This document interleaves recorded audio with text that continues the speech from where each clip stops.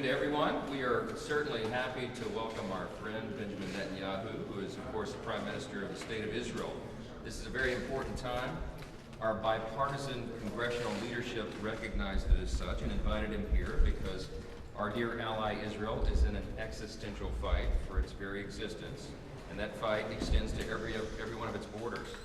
Today, the Israeli people are working to defeat Hamas following, of course, the horrific massacre on October 7th. They're having to ward off Hezbollah in the north. They're having to respond to Houthi attacks in Tel Aviv. And they fended off a historic watershed direct attack from Iran itself, a regime that is allied with Russia and China. The threats Israel faces are not only kinetic. Jerusalem is also combating lawfare and information wars and double standards from the UN and the media. Today and every day, Americans must stand shoulder to shoulder with Israel in its great struggle. In this struggle, nearly 300 days after October 7th, our hearts remain with the 120 men and women, boys and girls who are still in captivity in Gaza.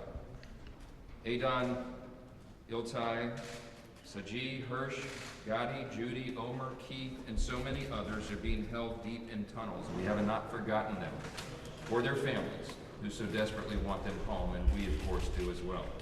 Israel and the United States are united in our mission to bring them home. I have full confidence that we will do just that. I have to say it's providential that the Prime Minister is here today after the 17th of Tammuz. It was nearly 2,000 years ago that the most powerful nation in the ancient world laid siege to Israel and destroyed Solomon's temple. But today, the most powerful nation in the modern world is standing with our Jewish friends and the Israeli government.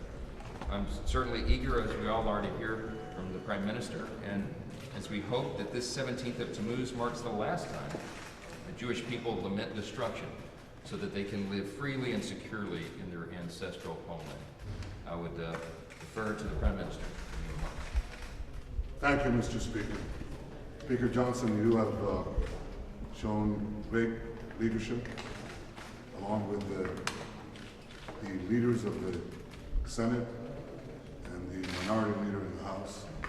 I appreciate the fact that you've invited me to address this great assembly, the world's greatest democracy. The Congress of the United States speaks for the American people, and the American people speak for the entire world. I very much value this opportunity to address this august forum. You said just now something that resonates throughout the ages. Almost 2,000 years ago, the Romans breached the walls of Jerusalem. On this day, almost 2,000 years ago. Well, our enemies will not breach our walls today. And our wall is not made up only of our own soldiers, our brave heroes, but also the friendship and alliance with the great United States of America.